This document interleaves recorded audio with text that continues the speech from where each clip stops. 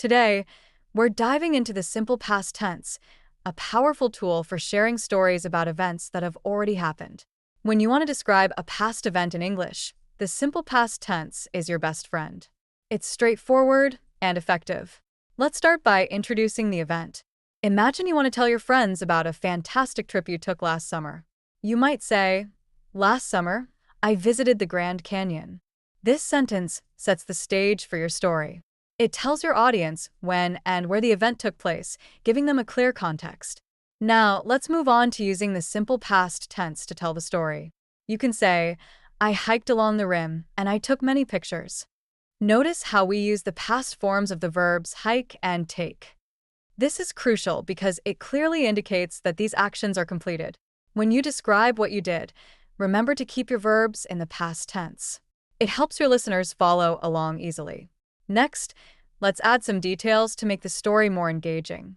Instead of just saying, "I saw a beautiful sunset," you could elaborate, "I saw a breathtaking sunset that painted the sky in shades of orange and pink." This not only paints a vivid picture, but also makes your story more interesting. Details like these help your audience visualize the experience and feel more connected to your narrative. Now, let's practice a moment. Think of a past event in your life. It could be a birthday party, a vacation, or even a memorable day at school. Take a moment to jot down a few sentences using the simple past tense.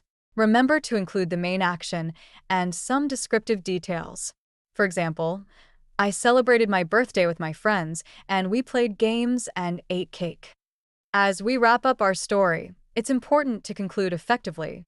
You might say, "Overall, it was an unforgettable experience that I will cherish forever." This gives your audience a sense of closure and reinforces the significance of the event. In summary, when describing a past event in English, start by introducing the event, use the simple past tense to narrate your story, add vivid details to engage your audience, and conclude with a strong statement. Practicing these steps will help you become more confident in sharing your past experiences. So, take a moment to think about your own stories and how you can use the simple past tense to bring them to life.